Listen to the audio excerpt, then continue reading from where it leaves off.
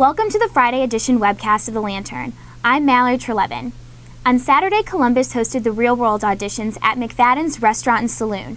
Nicholas Pavlik highlights the event for The Lantern. Ohio State students and hundreds of others gathered at McFaddens on campus to participate in the casting call for the hit reality TV show, The Real World.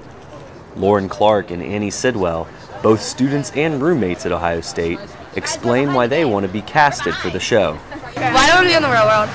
Because I want to go and be in really close quarters with a bunch of awkward people and get in really awkward situations and just have a good time. I feel like I'm the good girl. I was like valedictorian of my high school, so I'm not really expected to be like a big partier, but I feel like I could be the good girl gone bad.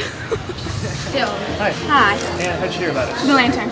Potential candidates filled out a questionnaire about themselves and waited to be called upstairs where they participated in a group interview. There's just a lot of people that we have to see, and I want to get to know all of you. Real World casting director Woody Woodbeck says there is no specific formula used to choose who makes the cut. We don't have like a checklist.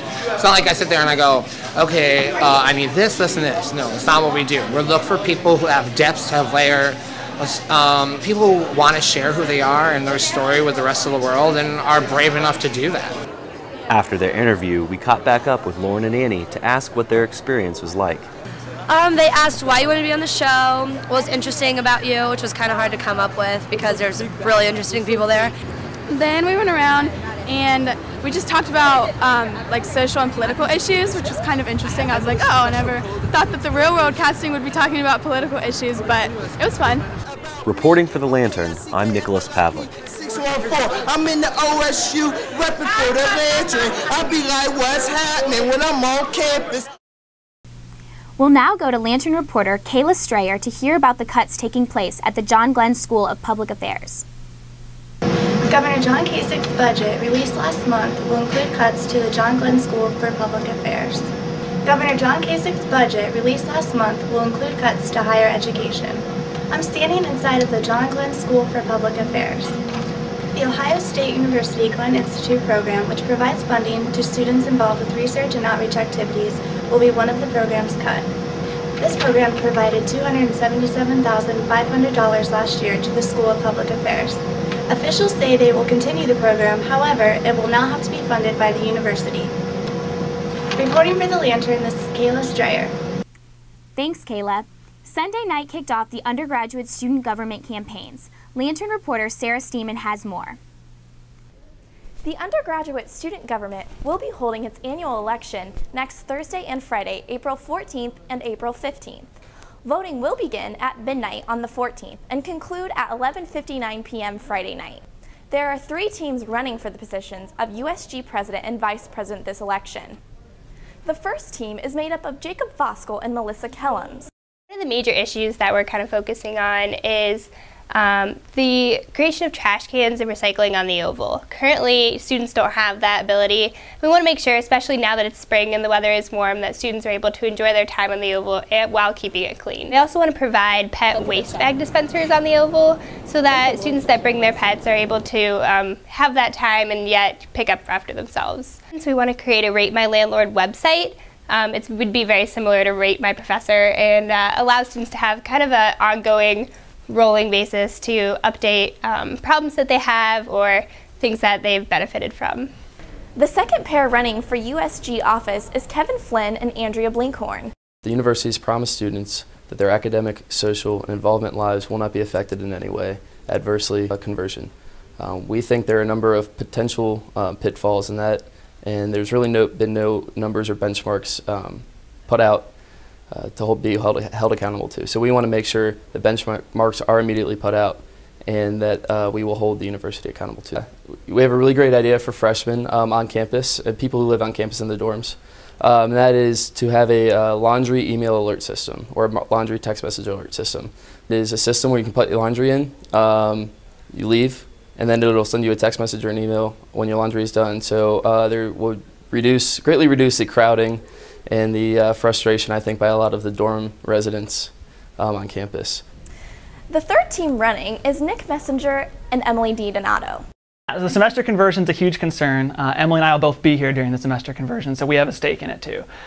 So one of the things we want to put together is MySwitch, which is an online, personalized, interactive website where you'll be able to go in, plug in your major, plug in your graduation date, like when you want to graduate. So your graduation day, all your class information, and hit go, and it'll be able to convert everything over for you and show you exactly the steps to take on GECs, on major requirements. We really don't want students paying, on that affordability issue, we don't want students paying extra to be here for an extra semester. Emily and I are both in Senate this year, and we've seen a lot of what the organization can do, but we've seen a lot of ways that the organization can improve. And one of the things that frustrates us is that student government sometimes is a lot of talk, a lot of promises, not a lot of action. So Emily and I, the reason we decided to run is because we think there are some things that USG could do to really improve being a student at Ohio State. Students will also have the opportunity to vote for their campus senators. To get more information about the elections and candidates, visit thelantern.com. With The Lantern, I'm Sarah Steeman. Thanks, Sarah. Students were forced to evacuate the RPAC on Sunday night after steam overwhelmed pressure tanks, setting off fire alarms in the McCorkle Aquatic Pavilion.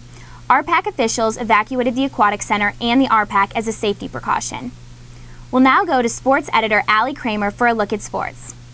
Thanks, Mallory. Here I'm outside Ohio Stadium. Spring football practice is well underway, but quarterback Terrell Pryor is still limited on the field. Pryor underwent follow-up surgery nearly 2 weeks ago to repair a torn ligament in his left foot. Pryor worked out in shoulder pads and sweatpants on Tuesday. Wide receiver Deron Carter has ended his relationship with Ohio State as he announced he will enroll at the University of Alabama in June. Carter recorded 13 receptions for 176 yards for the Buckeyes in 2009, but transferred to Coffeyville Community College in Kansas for academic reasons. With the new Big Ten divisions, the fate of the Ohio State-Michigan rivalry game hung in the balance.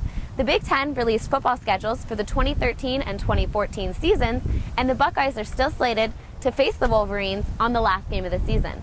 For complete schedules, check thelantern.com. With nice weather on the horizon, it's going to be an action-packed weekend in sports. The baseball team is looking to rebound after a tough 12-4 loss to Miami of Ohio on Wednesday. The team travels to Bloomington for a 3-game homestand with the Hoosiers.